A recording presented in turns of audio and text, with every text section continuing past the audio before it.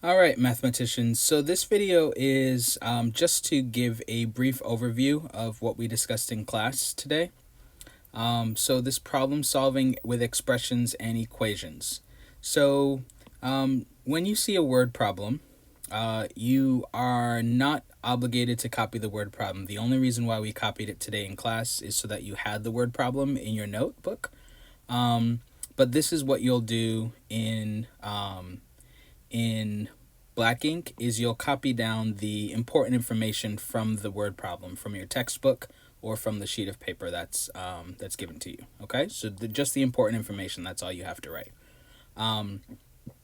So here you are asked to. You're told that George sells hats for $2 each. John sells T-shirts for $4 each. How much money would they make if George sells 8 hats and John sells 12 T-shirts? You're asked to write an expression and then evaluate it. And again, with every word problem, you always want to answer the question in a complete sentence, which is called an answer statement. So the question is, how much money would they make if George sells this and John sells that? A quick answer to that would be they would make blank dollars. Okay? And you would put a blank for what the answer will be, and once you're done solving it, then you would put the answer in the blank.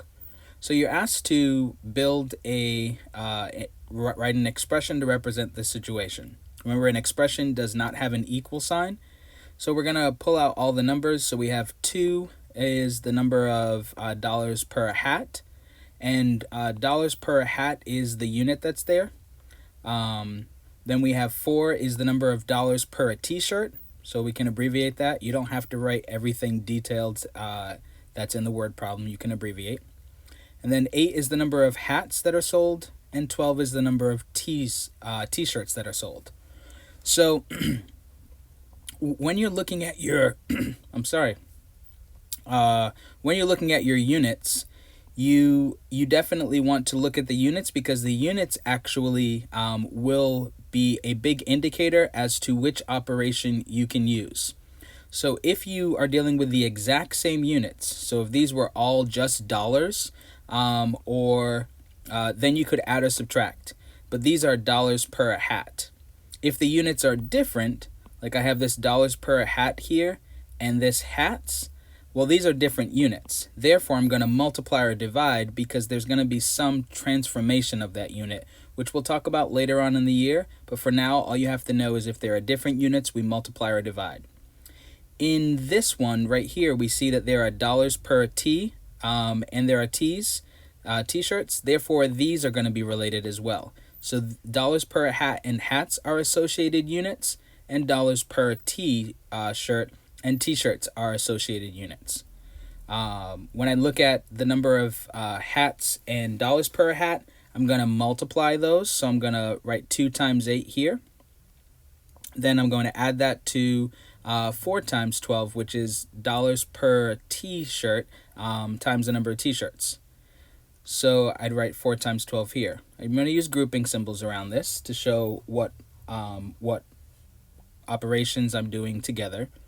And then if you look over here, this gray part is not part of your lesson. It's just not part of your work. It's just part of the lesson to help you understand that what we've been learning all along with inverse operations actually helps us to identify what units this actually represents now. What does 2 times 8 represent? Well, 2 was the number of hats. Per is the division symbol, per hat. So we're going to write dollars divided by hats. And then 8 was the number of hats, so we write the unit that goes with that, and that's hats. Now, what we've been doing with inverse operations actually explains why the unit actually has transformed. So we divide and multiply by hats. They undo each other, so we'll cross them out. We're left with just dollars. The same thing happens with dollars per a T times the number of T's. So dividing and multiplying by T-shirts undo each other. We're left with just dollars. Here now, this 2 times 8, the entire quantity, and this 4 times 12, the entire quantity, now represents the number of dollars for the hats and number of dollars for the T-shirts. So then we have the same units now. These are just dollars and dollars. And now we're going to add them because they're the same unit. and we're trying to put their money together. So we're going to add them up. So this is the one expression that you would write, and then you would just give the values of each of the operations, and then the final value of 64. Then you'd place the value right into the equation, right into the answer statement. Okay, so that is for expressions. You would do the exact same thing when it comes to equations. Pull out the important information. In this word problem here, you can take a moment to read it. I won't go into the details of it, but I've pulled out all the important information here, and I see that the number of dollars withdrawn, number of dollars that she has now, and number of dollars that she originally had, these units are not different units. It's not dollars per withdrawal.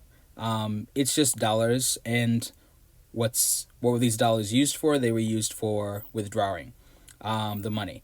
What were these dollars? These are the dollars she has now, and these dollars are what she had originally.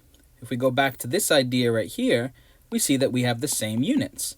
So I'm going to use addition or subtraction, and we're asked to write a variable equation. Now remember, an equation is a statement that two expressions have the same value. So therefore, this expression over here is going to be equal to some expression over here. If I look at the quantities that I'm given here, I can take the amount of money that she had originally, and then she withdrew some money, so that's subtraction. So I'm going to subtract the number of dollars that she withdrew, and that should be the amount of money that she has now. Oh, there's a label that I have right here that has money she has right now. So therefore, this is going to be the label that goes over here. And because both of these expressions will represent the same quantity, the number of dollars that she has now and the number of dollars she has now, I'm going to use an equal sign right in between them. So that's the relation that expresses the relationship between both these expressions. They are equal. And then all I do is I replace these labels here with the actual numbers. So D minus 85 equals 191. And then I perform inverse operations on both sides. I notice that I am subtracting 85 from the variable, so therefore I will add 85 to both sides of the equation. And I notice that subtracting and adding 85 undo each other, so I'll cross them out because of inverse operations. And I'm left with D on the left side, and on the right side I get 276. And then I'll box my final answer.